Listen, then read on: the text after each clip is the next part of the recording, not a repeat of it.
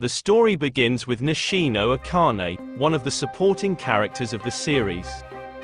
After waking up, she gets a shower and gets ready for school. Arriving at school, she's welcomed by everyone. Then she introduces us to Kageno, her classmate who happens to be the main character. She internally complains about how she despises him for his below-average grades, and he's non-athletic and has average, ordinary looks. Kageno greets Nishino calling her Nishimura, which irritates Nishino. She tries to correct him multiple times. Kageno tells her that he's actually doing pretty good at remembering unimportant people, although he's not been sleeping much lately. Then he called her Nishitani. She gets annoyed as Kageno leaves for the class. Nishino explains that she only hates him because he doesn't look at her. During the class, Nishino is surrounded by everyone asking her about her upcoming show, while Kageno sits alone in the corner.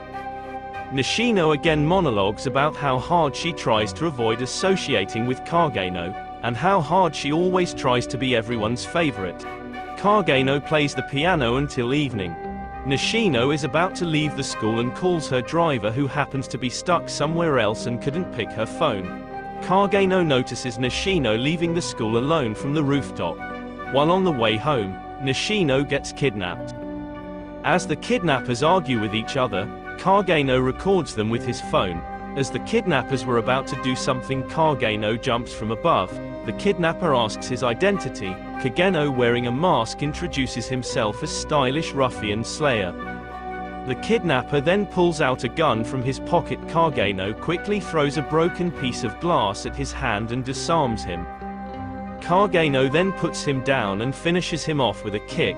The other guy, impressed by his moves, pulls out a gun, but then he drops it.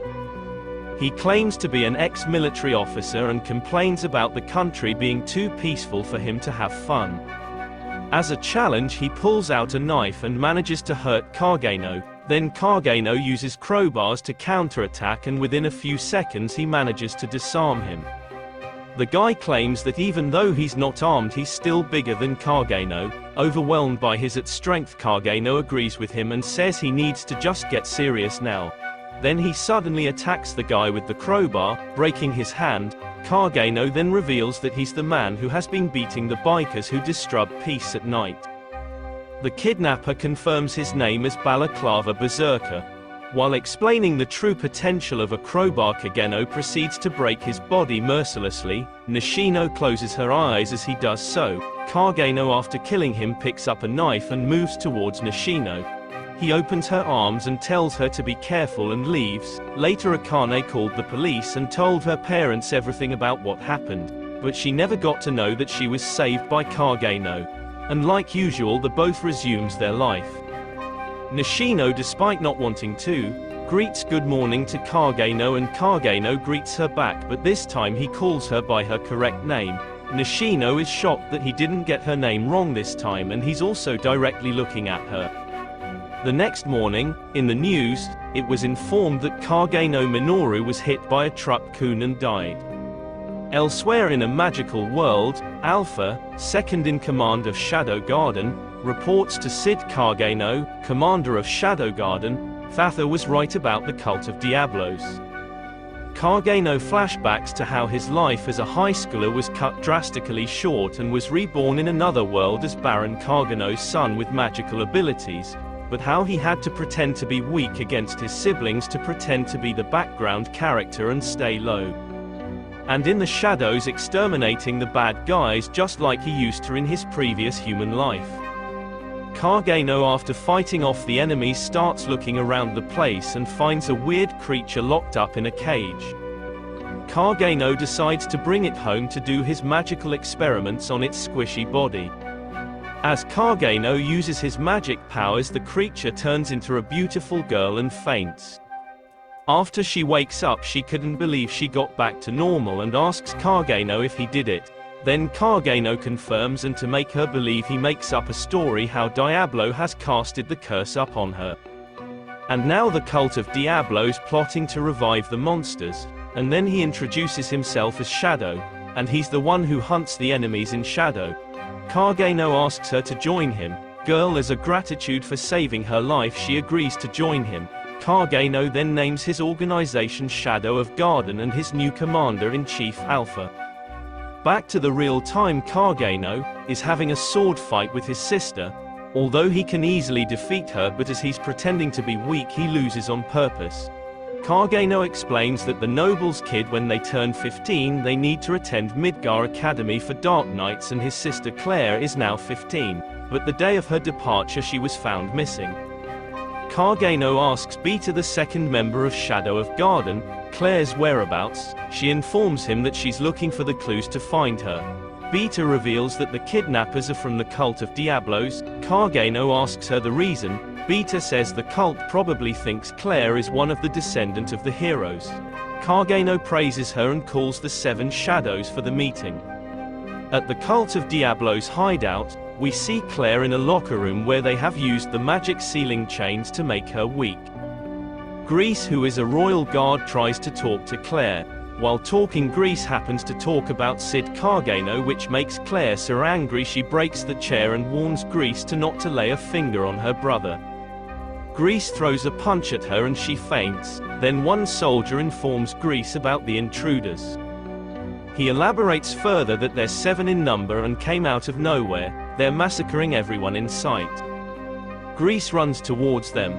Alpha and others explain that they came to exterminate the cult of Diablos. Hearing that Grease attacks her with a blade, Alpha easily overwhelms him. Grease then eats the red pill to increase his powers. He strikes the sword into the ground, making a tunnel for his escape. Meanwhile, Kageno is already waiting for Grease inside the tunnel. Confused as to how he got there before him, he nonetheless attacks Kageno. Kageno easily stops his lunge attack, insulting that he doesn't know how to use his powers. Kageno starts giving him a few lessons about fighting styles while dodging his reckless attacks. Kageno finally starts attacking Grease and cuts his body multiple times. Overwhelmed by Kageno, Grease takes all the pills in desperation to show Kageno the power of darkness. He starts attacking Kageno recklessly, but Kageno easily manages to dodge each of his attacks until he decides to use his magical powers to end Grease in one blow. Dying, Grease agrees that he was no match against Kageno. Kageno takes his leave, taking his locket with him. And that's how Kageno got his big sister back home safely, and she was sent to the royal capital to attend Midgar Academy. Kageno expresses his desire to visit the royal capital. Then the 7 shadows show up all together, saying goodbye to Kageno, and Kageno seems to have no idea what's going on. 2 years have passed. While on his way to royal capital, Kageno thinks about the last day of Shadow Garden organization when Alpha and others told Kageno that as per their collected data, the cult of Diablos is a huge organization and has members in various countries, and in order for them to exterminate them they need to split up. Although Kageno didn't believe it and thinks they're just coming up with an excuse to stop playing these games and move on in their lives. But he accepts their departure. Kageno compares the situation to his old life. As everyone gets older they forget about their superheroes. Now he just have to fight his battles alone as he was back then. And a flashback of how Kageno was hit by a truck appears. Kageno promises himself that he will continue to strive to be the eminence of Shadow even if he's the last person to live. Kageno arrives at the royal capital, a giant city of Midgar Kingdom. Kageno is also enrolled in the same academy as his sister. Kageno then introduces the 2 friends he selected to be the background character with himself, Scale and Poe. Kageno gets in the local train. Kageno's friends reminds him that he has scored the worst out of 3 of them and lost bets, so as a penalty he has to confess to the popular girl, who happens to be Princess Alexia Midgar.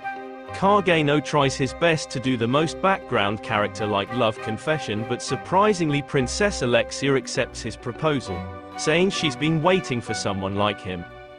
After being accepted by Alexia, everyone at campus is gossiping about Kageno. While Kageno was eating with his friends, Alexia arrives and asks to sit with them. Then Alexia claims she has heard about Kageno studying Royal Bunshin fencing. She asks him to learn with her in the upper section 1. At the upper section 1, Kageno practices with Alexia, observing her moves, but she was rather slow. Alexia compliments Kageno's fencing style but also hates it because it's similar to hers. Later it's revealed that Alexia only accepted Kageno's proposal because she needs someone to act as her boyfriend to break the engagement with Zenon. Alexia also reveals that she knows about Kageno confessing to her because of a bet. Then, to keep pretending Kageno is her boyfriend, she bribes him with gold coins. As Kageno happens to be short on money, he becomes her loyal pet. Then they both go on a date as Alexia's plan to let everyone know about her relationship status. While on their way back on the train, Alexia complains about him having an unusual fencing style. Although it has no form, she still can't look away. Kageno replies by saying that he likes her fencing style. Alexia gets alarmed by that and points a sword at him, asking why. Kageno says, "I just liked it, there's no explanation to it." Then Alexia leaves. The next day, while Kageno and his are on their way to the academy, they are stopped by Zenon and his friends, informing him that Princess Alexia didn't come home last night and claims that Kageno is involved in this. If you have enjoyed the video, do like and subscribe for part 2.